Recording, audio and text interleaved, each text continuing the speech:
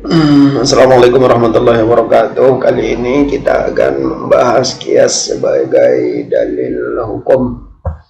Kias adalah menyamakan hukum yang belum disebutkan dalam Al-Quran dan Sunnah maupun ijma dengan yang sudah disebutkan dalam Al-Quran dan Sunnah karena memiliki kesamaan sifat. Contohnya seperti menyamakan hukum narkoba dengan homer karena sama-sama memabukkan. Contoh lain adalah menyamakan wajibnya zakat anak dengan wajibnya mengeluarkan zakat harta orang dewasa karena bayi harta anak-anak dan harta orang dewasa memiliki kesamaan, itu sama-sama bisa bertambah atau berkembang. Berikutnya menyamakan keharaman memukul orang tua dengan mengatakan karena sama-sama menyakiti. Sebab-sebab dilakukan kias. Yang pertama, adanya persoalan yang tidak dijelaskan status hukumnya, baik itu dalam Al-Quran maupun Sunnah, begitu juga dalam ijma. Yang berikutnya adalah adanya persamaan sifat di antara yang belum disebutkan dalam Al-Quran dan Sunnah ataupun ijma dengan yang sudah disebutkan. Rukun kias. Untuk bisa melakukan kias harus memenuhi rukun-rukun kias. Yang pertama, asal, yaitu masalah yang sudah disebutkan dalam Al-Quran dan Sunnah ataupun ijma. Seperti Omar itu sudah disebutkan dalam Al-Quran maupun Sunnah, atau ulama juga sudah ijma mengenai hukumnya. Sarananya asal itu adalah dalil baik dari ayat atau hadis yang dijadikan sebagai dasar di dalam penetapan hukum. Yang berikutnya adalah furu', yaitu masalah yang belum disebut dalam Al-Quran, dalam Sunnah atau ijma, seperti narkoba. Tidak ada dalilnya secara khusus. Memukul orang tua tidak ada dalilnya secara khusus. Harta anak-anak tidak ada dalilnya secara khusus. Berikutnya ilat, yaitu kesamaan sifat yang terdapat pada asal dan furu', seperti unsur memabukkan yang terdapat pada khamar dan narkoba, unsur menyakiti yang terdapat pada memukul dan mengatakan unsur berkembang atau bertambah yang terdapat pada harta anak-anak dan orang dewasa. Berikutnya hukum asal, yaitu hukum yang terdapat pada asal, hukum yang sudah ditetapkan pada Al-Quran, pada Sunnah maupun ijma.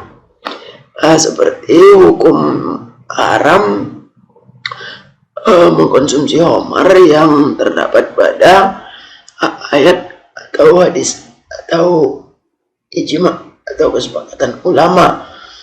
Keharaman mengatakan kepada orang tua yang terdapat pada ayat la taqul lahuma uff, Jangan katakan pada kedua orang tuamu.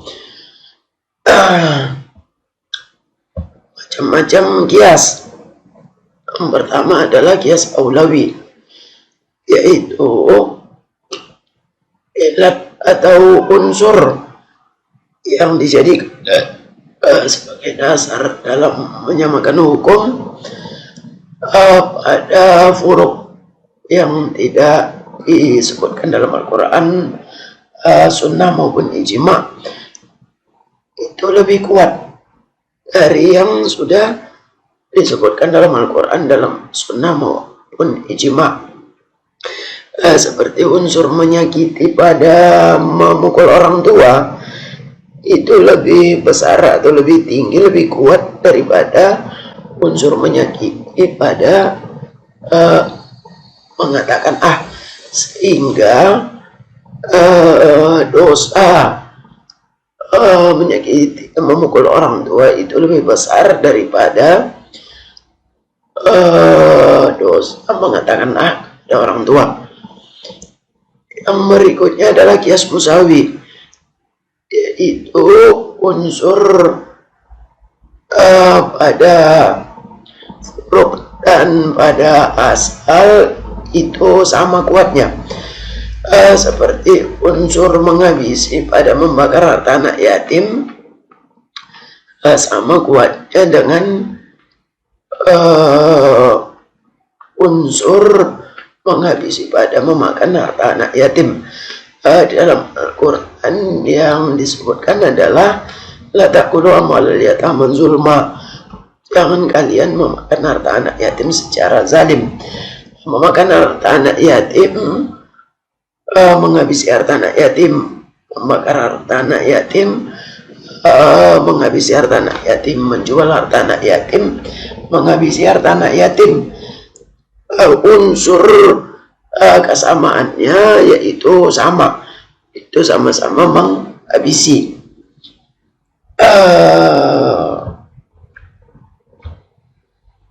Berikutnya adalah kias adana, unsur menyamakan yang terdapat pada furuk lebih rendah daripada asal. Di asal atau dalam hadis disebutkan yang haram itu bagi laki-laki adalah memakai emas, tetapi disamakan keharaman perak yang unsurnya lebih kecil mudaratnya daripada emas ketika dipakai oleh laki-laki. Unsur kesamaan yang terdapat pada perak dan emas bagi laki-laki yaitu emas dan perak bisa mengakibatkan Alzheimer atau hilangnya kemampuan laki-laki dalam hal reproduksi. Dalam hal ini laki-laki memakai emas dan perak bisa mengakibatkan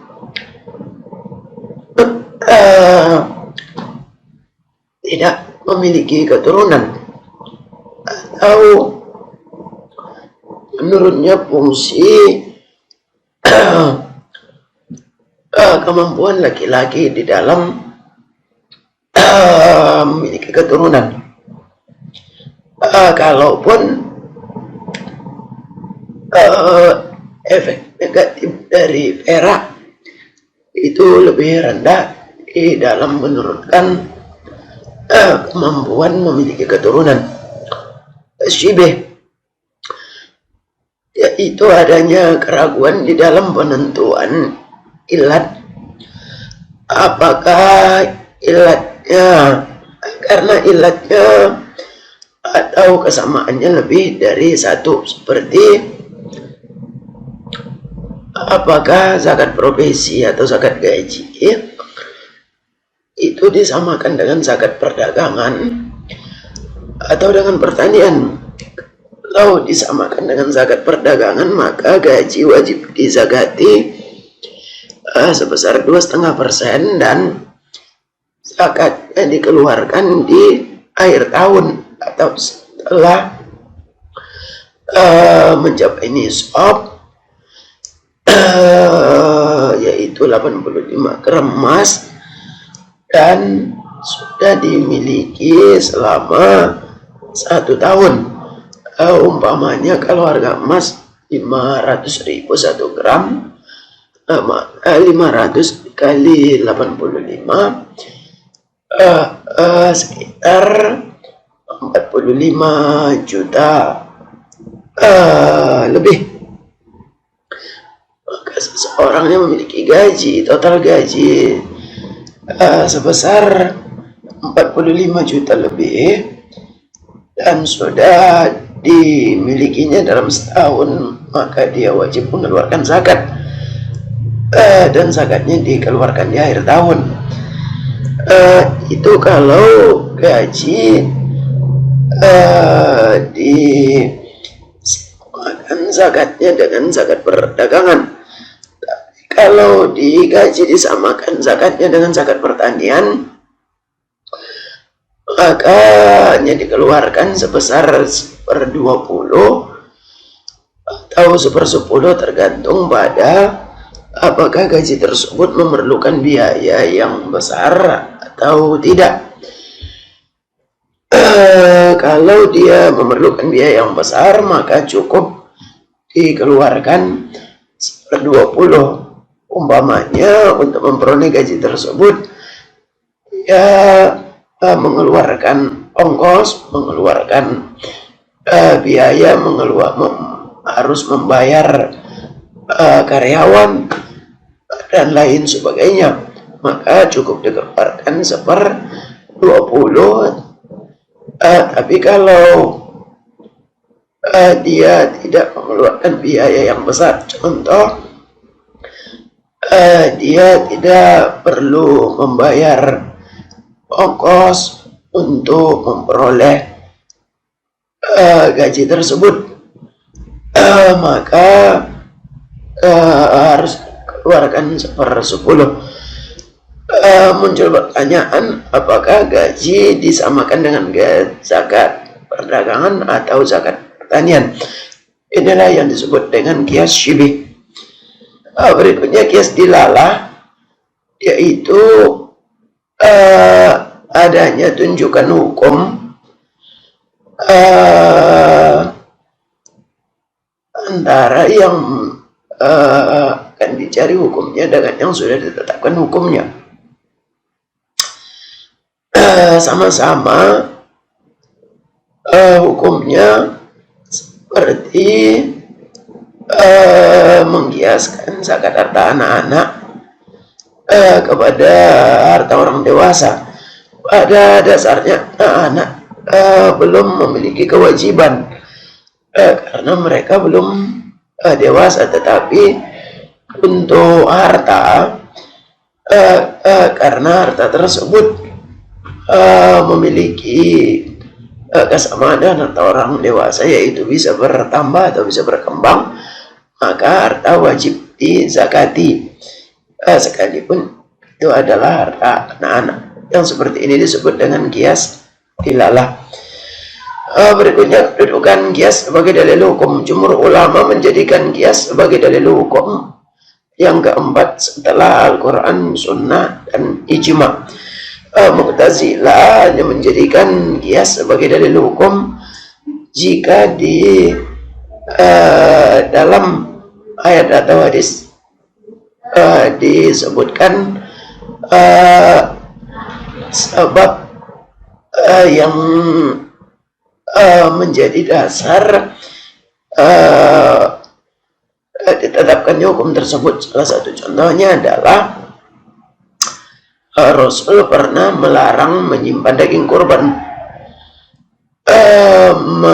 Sebabnya adalah adanya pengungsi atau adanya penduduk dari luar Madinah yang kebetulan datang ke Madinah, dan mereka sangat membutuhkan daging kurban tersebut. Dalam hal ini, ketika terjadi hal yang sama seperti bencana, seperti adanya pengungsi yang membutuhkan, maka pada saat tersebut diberlakukan hukum tidak boleh menyimpan daging kurban.